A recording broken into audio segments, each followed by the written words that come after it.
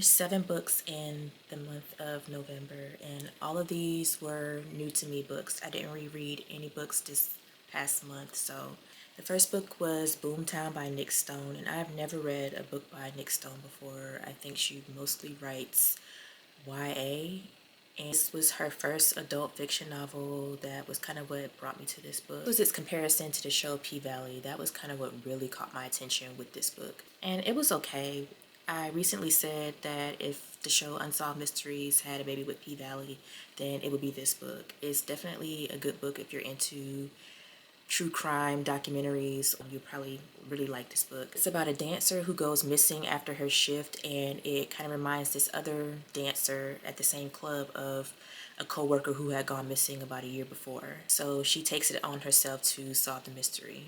My initial thoughts on the book was that there was a lot of back and forth, especially in the beginning. It was kind of hard to keep track of the characters and the timeline. It goes back and forth in time, and it goes back and forth between two characters who have very similar names. So if you're like me and you like to listen to audiobooks, it's kind of hard to keep track of the timeline and the POV unless you are listening very intently. If you're just reading it, I'm pretty sure it's a lot easier to just read. But again, if you're into audiobooks, I would highly recommend that you listen very carefully with this book. I give this book 3.75 stars. It was okay. I think it needed to be just a tad bit longer so that there wasn't so much back and forth and discrepancies between characters and timeline.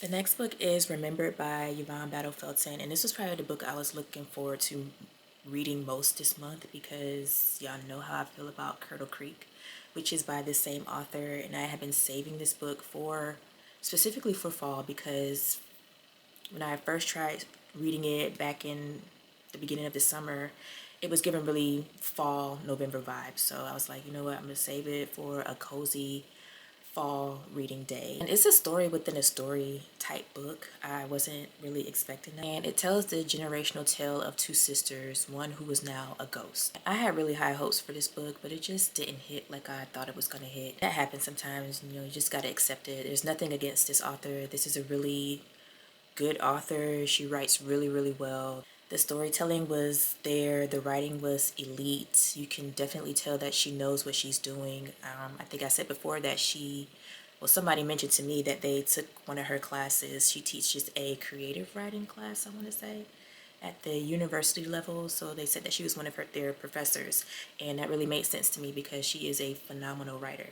However, this book just didn't do it for me. The world in the book was cold and gloomy, which I really enjoyed, but there's this emotional impact to the story that I just was not expecting, and it kind of brought the whole story down for me. Check the content warnings for this book as well as all of the other books that I'm going to talk about in this video and in all of my videos, because there are some major trigger warnings in this. I just wasn't a huge fan of a major plot in this book, and that's why I gave it 3 stars. Like, I really like this author. I really wanted to enjoy this book, but the plot of the book I just couldn't enjoy. The Moontail Secrets is another one that I have been sitting on for a while. If you've seen any of my previous vlogs, you know I bought it like a few months ago. Kind of waiting for the right time to read it. It seemed to me like it was going to be more of a cozy winter paranormal romance, but I was really wrong because this book takes place in the summer. And it's not that much of a paranormal romance in like how I'm used to paranormal romances being.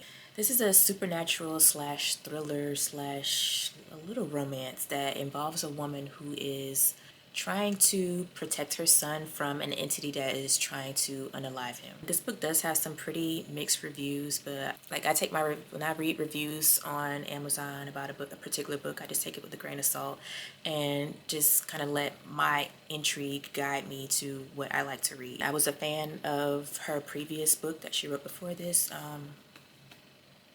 I forget what it's called, but it's a book that I compared to like being a black Nosferatu type book. I forgot the name of that book, but I talked about it before, and I really enjoyed that book. I liked her writing, I liked her pacing, and I liked her imagination. So I was definitely going to try this one once I read the synopsis and pretty intrigued by it, so I decided to read it. I think some people went into this book expecting it to be the typical hard and gritty type of paranormal romance, but That's not what this is. Storytelling in this book is more soft and slow burn and went in more of a different direction. It leaned heavily on folklore and mystery weaved into this story. And there was a bit of a slow burn romance, but it didn't take away from the main element of the story, which was there's something trying to unalive this little boy. And like I said, I've read by this author before, and I know she's going to take her time. So many of the reviews were saying that this book was a waste of time, and or they felt like there was no real like meat to this story, and I disagree. It's just the way this author writes and tells her story, and I thought it was a pretty good story. I didn't go in expecting there to be these major tropes or plot twists. That's probably why I was able to enjoy it more. I gave this book 4.5 stars just for like one little thing in this book that was not really explained clearly enough to me. Definitely recommend this one and read more books by this author. I've been reading Mystery James Digs Her Own Grave since about August and finished it in November. It took me a while to get through this book. I got this copy from Allie Russell, and you saw me unbox it in a previous vlog, the one with the worm. So I really appreciate her enthusiasm and how on brand she is with the books that she writes. You can tell like she was a 90s kid. You can tell that she writes from a perspective of someone who's read and watched Goosebumps. And I love how she includes those elements into her book. I really love reading middle grade horror books. If you've been with me for a while, you know that I truly enjoy this genre because I feel like these books speak to my inner child, the one who discovered my love for reading. Reading this book definitely felt like reading Goosebumps and Fear Street and Scary Stories to Tell in the Dark, those type of books back in the day. But the difference is now I'm seeing main characters in these books that look like little me. And that's something I wish I had growing up, and I hope that kids nowadays are taking advantage of that because we really didn't have that. These kids don't know how good they have it. Anyway, this book is about a girl who can see and smell ghosts, and she works at a funeral home. And one day a family heirloom goes missing from one of the bodies. And she has to get this heirloom back or the funeral home she works at is going to go out of business. And she comes to find out that this heirloom is in the possession of a ghost slash vampire that is haunting the cemetery. I love the uniqueness of this book as well as the illustrations and the excerpts at the end of each chapter. Like, why do we stop putting illustrations in books? Let's bring that back. So while I did love the added visuals, this book just fell a little flat for me. I just found myself putting it down every few days and not picking it back up for a week or so. I had a very good beginning, but it's really slow in the middle, and I quickly became just a little uninterested in the resolution of the story. But I did finish it. It had a good ending. I think I saw that there's another book coming out, maybe. So maybe she's starting a series with this. I'll definitely continue with the series, but this one just fell a little flat for me. Gave it 4 stars. A really good read this month was Maelstrom by R.J. Joseph, and I got this book from the publishing site, the Rapture Publishing, and it's called a chapbook. I don't know, it's technically like a booklet or a pamphlet, but it is, you know, just cardstock covering some paper and bind it with staples, but I don't know, I found it very interesting. I think it's a really cool idea to do books like this, especially short books. I don't know. And then there's original artwork on the cover. I imagine that looking at you in the window, like, I love it.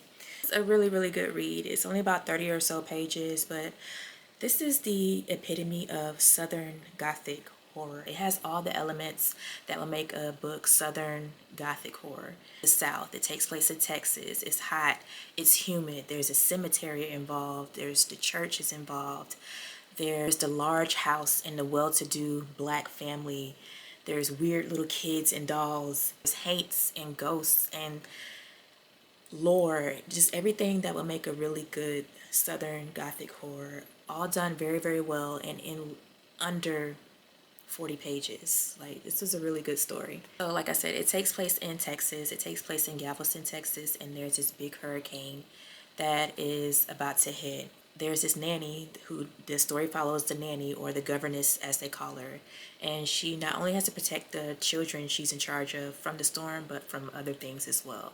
And that's pretty much all I can say about it without spoiling it, since it is so short. This was a really quick read, but it was given full-length novel. So, and it was paced just right. It didn't take too long to get into the story, or it didn't take too long over describing things. It just got to the point and it was done. It was executed very, very well. I gave this book 5 stars. Mirror Girls is another good example of Southern Gothic horror, and that I think is done very, very well. And I got it because it was recommended to me like twice in one day. A person here on YouTube recommended it to me, and another person on TikTok the same day recommended this book to me. So I took that as like a sign and immediately got it on Libby. There was the audio version available, and I started listening to it, and I was like, yeah, I need this book. One thing I didn't like about the audio is, I don't know if it was a different narrator. I wasn't paying attention. A different narrator reading Magnolia's part, but like, these actors and narrators, they got to get that southern accent, that southern drawl right, and when they overdo it, it's just too much. So, however, this was a really, really good book. And y'all, please continue to give me recommendations. Take all of your recommendations into consideration. Like I don't know every book that's out there, so if you know something that I would be interested in reading, definitely let me know. And I was so sold on this story after listening to it for a little bit on my walks. It's about orphan twins separated after their parents unaliving, who go on to live totally separate and different lives, but one of them starts to suffer from a curse, and the other one somehow finds her way back to her and helps confront the secrets and hauntings of their combined past. I gave it 4.75 stars. I do wish it was a little bit longer and kind of explained some things better towards the end, or just maybe had a longer ending, but it was still really, really good. And so Kelly McWilliams is actually the daughter of Jewel Parker Rhodes. I didn't know that till like the end of the book and the acknowledgments. Yes, I read all parts of the book. I don't know, there's this discourse. There's kind of like this discourse of people who don't read the epilogue or the prologue or the acknowledgments, but I read the whole book. Even like the publishing pages, I read everything in the book. And so in her acknowledgments, she ended her acknowledgments with a special thanks to her mother, who is Jewel Parker Rhodes. Like, I did not know that. Jewel Parker Rhodes writes a whole lot of books. I talked about a lot of her books in my videos, one being Voodoo Dreams, her historical fiction about Marie Laveau. And she also has another series based in New Orleans around the magic of Marie Laveau. So I found that very interesting that her daughter is a writer as well, and she wrote a really good Southern Gothic horror book. My favorite book that I read this month was a book that I've been sitting on for so long. But this was the perfect time of the year to read it. Like, this is the type of book that you want to curl up with under a blanket with a hot cup of tea. This book is so cozy, so atmospheric, and I really, really enjoyed it. And that book is House of Frank by Kay Sinclair. It follows a witch who is navigating grief and loneliness and ends up finding community in a magical household. It's a very whimsical and soft book, but it deals with some heavy emotions and trauma in this. Like, don't be fooled by what I say about this book. This book is cozy, it's cottagecore, it's witchy, it's all the vibes that we would want in a cozy magical book, but it really deals with a lot of heavy issues. Even though it deals with a lot of melancholy in this book, it actually is very uplifting. It gave me like this hopeful feeling throughout the whole book. It didn't give any of that sense of dread or anything. It was always just so positive. It's just so cozy.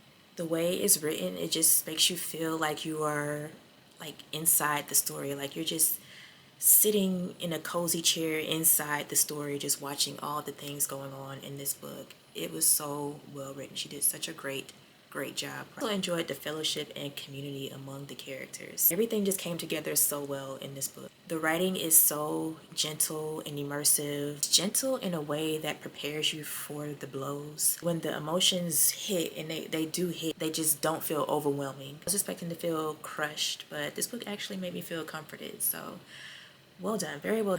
I gave The House of Frank 5 stars, really 10 stars. So if you're looking for something cozy and uplifting, I definitely recommend this book to you.